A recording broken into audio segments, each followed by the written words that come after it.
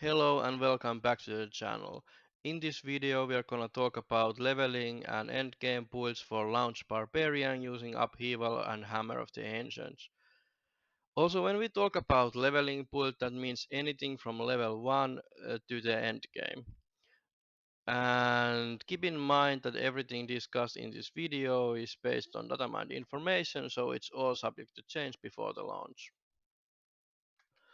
Also, because my channel is not big enough for YouTube to allow me using links in description, I will give the links now in here. This one is for the leveling and this one is for the end game. Alright, so let's get started. So the leveling build should work very similar even if you use Upheaval or Hammer of the Ancient, so it's kind of a flex build. And I tied together a set of Codex Aspects that are guaranteed to get. I don't know exactly at which time we are gonna get them, but we will just have to play through the campaign and collect these as we go.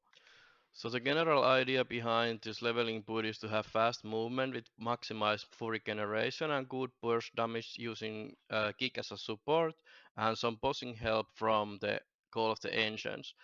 This build has some built-in healing and defense, but it's mainly focused on offensive for fast clearing. So for the basic attack, you can flex whatever you want. I'm gonna go with launching strike and I'm gonna take the bleed node. And yeah, this build works pretty much with any of these. So pick whatever you want to play what you enjoy the most. So for core, we are going with Upheaval. Upheaval is better in early game because of the AoE compared to Hammer of the Ancients. And because they made some balancing changes, we are not forced to take the Furious Upheaval for stacking anymore, which opens up our basic to be whatever we want and leaves us option to go with the Berserking node instead, which is what I'm going to do. And if you get an early drop for the Hammer of the Ancients AoE, then feel free to switch, but until that point I definitely recommend Upheaval first.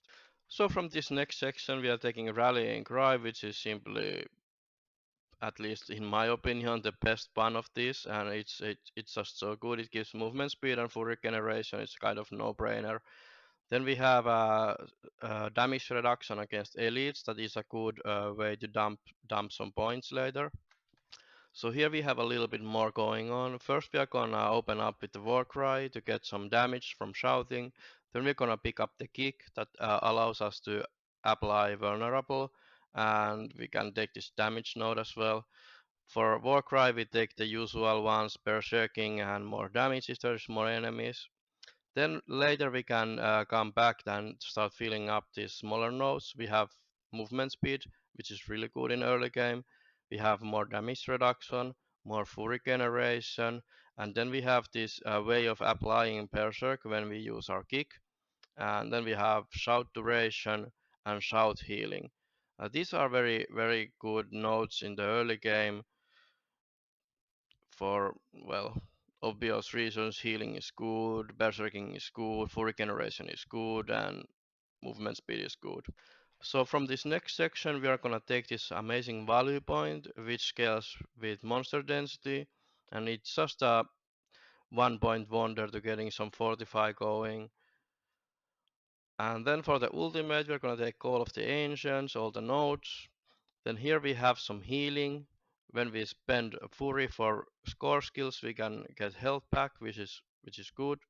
And then lastly, we're gonna extend our Berserking and make it a little bit better. There's no way we can pull off the Unbridled Rage early game, and we don't have enough weapon swap for Walking Arsenal, so this is definitely the best one for us. And that's the skill build. So, as I said earlier, these are all Codex powers, so they are guaranteed. Um, some of these will come much later and some of them are early, and I will show the early ones first. So these are from Skolsken. So aspect of the inner calm: when you stay still you do more damage. This works with upheaval and kick. When you kick them away you're gonna stand still and then you use your upheaval, it does more damage. Maybe not all the 30%, but still it's gonna be some buff. And it's also gonna help against bosses when you stand in there and just whack the boss. So, and then we have aspect of the expectant that when we use basic attack, we get more core skill damage.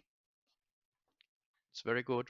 And then we have Ghostwalker aspect that it's actually like pacing in these kind of games. I have always found it very useful. Pacing is when you can run through the enemies.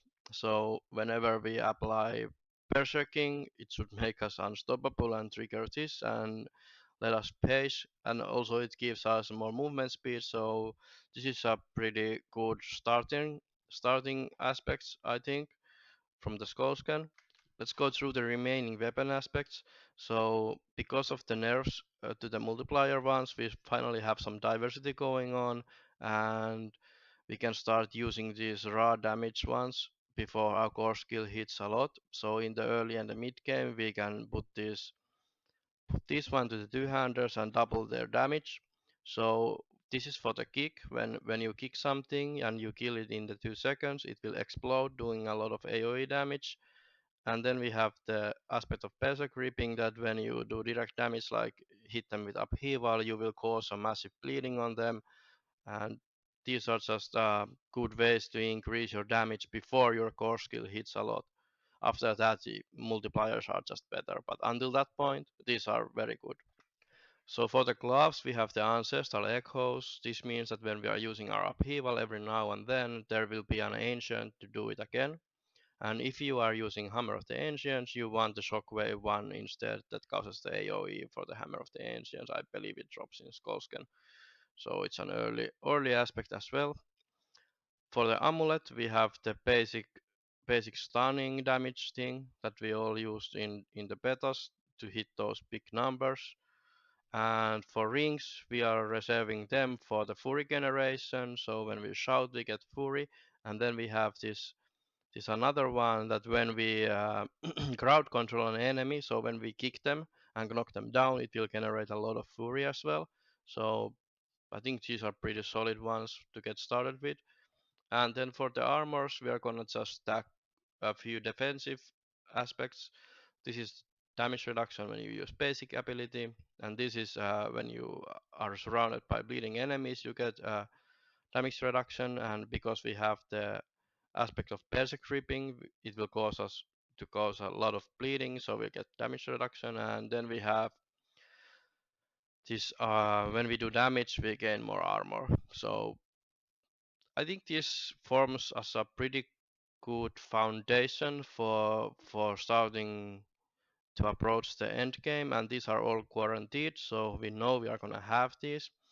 Of course, when you get some juicy drops, and hopefully there will be a lot of new items we don't even know about and stuff like that, then feel free like to upgrade this, but this should serve as a pretty good base.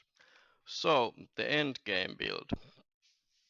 With endgame build, I think there's a few assumptions we need to clear first. One, we should not be able to do full damage pulls, so we need to make a balance and well functioning build instead. And two, uh, if we did make a full damage pull, it probably would overkill and be wasted, just like in the early betas we played. So that's a good reason to focus on making balanced and functional builds instead, that play smoothly and just work better instead of like trying to hit a big crit once in a while or something like that. So another thing is there's a few problems making endgame builds right now. So we have very limited knowledge how certain things will play together when combined, and we are most likely and hopefully missing a lot of information and items and changes that are gonna come. So we are working with very limited base here. I hope there's a lot of uniques and cool stuff we haven't seen. And we have no idea how hard the game will be, like how hard it's going to be to survive, and we don't know how difficult getting some uniques is going to be. Is it even worth to have them as a functioning core piece of the build, or is it like luxury you get once in a season or something like that? So conclusion here is that making builds now is not something to set in stone, that this will be a best thing ever, but it's gonna be as like a baseline. So we have some guide what to do when the game launches, and it's gonna work like a baseline for us to improve. So this endgame Hammer of the Ancients build, we are gonna focus on triple shout fury generation and using lunging strike to travel faster and to do some other stuff related to Paragon Board. And then we have Wrath of the Berserker as ultimate instead of Hammer of the Ancients because we are expecting us to be more useful than the bots. And yeah, that's pretty much it. We have the 200 axe expertise, and yeah, let's get started talking about the skill tree and stuff. So for the end game, Hammer of the Ancients build, the skill tree should be staying relatively same. We're gonna switch up some nodes to more efficient ones. We're obviously gonna switch from Upheaval to Hammer of the Ancients as it should be scaling a lot better in the long run because it's making damage based on your fury, and when you play end game you will have a lot more fury than when you start the game, so this should definitely outscale Upheaval, at least based on the information we have right now. Then we are gonna hopefully be able to drop a drop the kick out of our build and replace it with challenging shout, which is the only shout I think we will max with skill points. It has the best point and value relation, so we try to drop kick as soon as possible and replace it with this and start running out 3 shout combo. And there's just good notes here. And because we don't need the kick, we don't need these berserking nodes anymore, so we're gonna drop those as well and switch them over here to cause our shouts to reduce the damage of the enemies. And then we have this value point here, and here is another question. I have put some points here in this grid damage, but if the value point is gonna be good enough maintaining fortify depending on the enemy density in the late game, then this counter offensive is probably going to be a better place to place these 3 points instead. We're gonna switch off the Call of the Ancients because we hope we are gonna be more powerful than these bots and start using Wrath of the Berserker instead. And because we are using HotA, we are gonna max this increase maximum Fury node as well.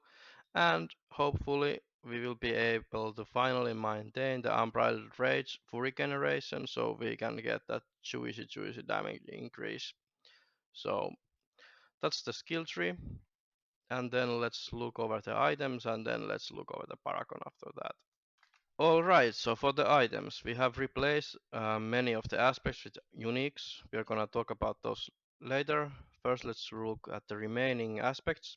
So first we have the Shockwave for Hammer of the Ancients, and this is kind of a flex. If we feel like we need it for clearing the trash mobs, then we're gonna keep it. If we feel that clearing the trash or we don't even want to clear the trash is that situation is handled, then we can switch this to a generic multiplier, like more damage when we have a barrier, stuff like that, that we have used in the betas.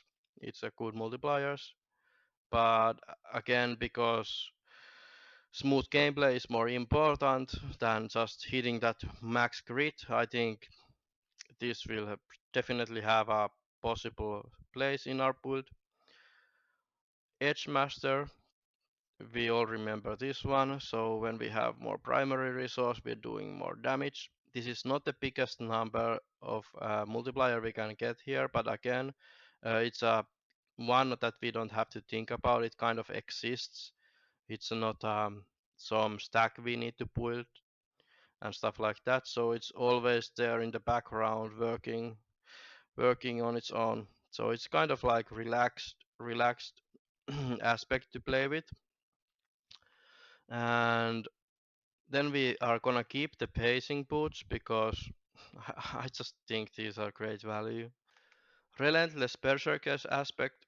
As said earlier, this build is focusing on triple shout, but the triple shout, even if it's full uptime, is not giving us full uptime on the berserking, which is what I hope this aspect will fill that gap. If this is something you're not interested in, you're happy to drop a couple seconds of berserking off, then there's other options like damage reductions and whatnot. Feel free to switch around. Then we are gonna switch the one ring that gives us Fury from crowd control to this shout cooldown reduction, which is gonna be the key piece for our triple shout build. And I think with that we are done with the aspects, so we can start looking through the uniques. So as said earlier, it can be quite difficult to get these unique items. We don't really know about that yet. So until we get these uniques, these slots are gonna be filled with the regular multipliers like barrier one, damage when you use your basic attack, um, damage on stun, and when you have full fury, you generate stacks, stuff like that. So until we get the uniques, we're gonna use those old multipliers we used in the betas. Because of the nerfs on those multipliers that I just talked about, I think the grandfather should provide most damage for us, given that we can actually crit often enough. So if you have very low crit chance, then the 100% crit increase in the grandfather will be kind of wasted, and you're better off with something like more damage when you have stacks of overflowing fury or something like that. The Butcher's Cleaver. This is a interesting unique. It's fully defensive. Well, it does have some damage rolls built in, but mainly it's fully defensive one. So when you crit your enemy, you will fear them, and I believe this to be very useful in survivability. But again, if that is something that you're not interested, you just want to do more damage, then another generic multiplier instead of this is just fine. This is just an interesting defensive opportunity to use a unique weapon here. For the class, Fist of Fate, it does random damage from 1% to 300% when you hit. So because it's up to 300 and not just 200 unless you roll it really bad, then on average it should be more beneficial to use it than it's negative to use it. So if you get a good roll on these, I recommend trying them out at least. I believe they're gonna be fun to play with, and you're gonna see some big numbers and very small numbers, and then again super big numbers. So I'm super looking forward for this. I think it's very interesting one. Harlequin Crest is looking completely busted and OP, so it's kind of no-brainer if it's gonna be like that. And these are very interesting with our build because we have the shout healing, we have the fury spend healing, and then this is looking really good way to get barrier. And then there's another thing. If this temerity works with the melted heart of Selig, that causes you lose fury when you take damage. But if the taking damage to the barrier blocks losing that fury, then there's an amazing synergy here because we have a possibility of getting over 200 fury in the end game, and with the 30% increased maximum resource, I think that's gonna be some big numbers of fury. And if this temerity and melted heart of Selig work together, and the temerity allows us to not lose all our fury, then I think there's an amazing synergy here. But if it's not working, and if we start to bleed out so much fury that it's having negative effect on our damage, then just to switch it to the generic multiplier ones. So it's an experimental one again, and yeah. With that in mind, I think we have gone through all the items, and we can start looking at the paragons, which is what everybody is most interested about because that's all the new stuff. So yeah. Okay, so the Paragon board. So this board should work for both Upheaval and Hammer of the Ancients. There's a one big difference that we need to change if we are gonna run it with Upheaval. I will talk about that later. And I find it very funny personally that when we are making a Paragon board for Hammer of the Angel or Upheaval, then we are not gonna take any of those legendary nodes in the board. They are just not worth it. Take too much to travel and don't give enough benefits. So what we're gonna do is that we are gonna, instead of working towards the legendary nodes, we are gonna base our Paragon board around glyphs. And yeah, there's a couple things that are the most important things here to worth consider, and one of them is the progress order of things, and one is that when we place a glyph, it has this radius thing, and the glyphs gain bonus based on how much of certain stat, like strength, is in the radius. So what we want is that we want to make sure that our glyphs and boards are progressing in the best order, most efficient order, most beneficial order, and we want to make sure that every glyph is in most efficient board. So let's get started. So our first glyph, exploit. We want exploit first because it will give us a way to apply vulnerable, and we can get rid of kick from our build, so we can make a space for that third shout. And that's pretty much it. That's why I think it's the best one to get first if just possible. We don't know, that's another thing. We don't actually know how easy or hard it's gonna be getting this glyph, so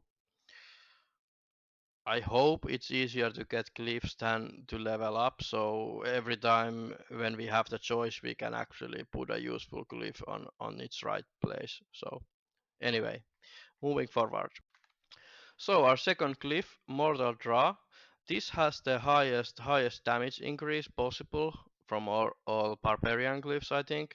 And because we have the launching strike, we will always have the option to launch forward and then use Hammer of the Ancient to trigger this glyph. And the board is the Bonebreaker board, and the names come from what legendary node it has. So yeah. So anyway, the board is the Bonebreaker board, and it also comes with a damage reduction. So we will have a nice balanced progress of damage dealing and damage reduction. Here we have also a possible sidestep later. Uh, as I said, later. Don't do it first. First, we are gonna go towards our next glyph. So our third glyph is territorial. It's another high scaling damage glyph that comes with a damage reduction. In the board we have resistance, and we have more damage, and we have very important side steps. Fury on kill, maximum fury, fury on kill, maximum fury. It's very good. On this side we have maximum fury and life. It's not that good, but it's still super good.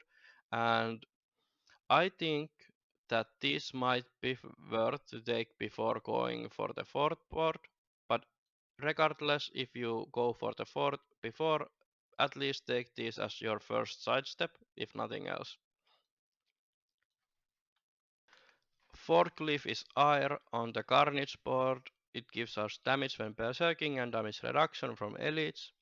In the board we have damage reduction from close enemies, and we have damage when berserking, and we have a sidestep here, damage while berserking, damage to elites, and then we are gonna path to our fifth board through here.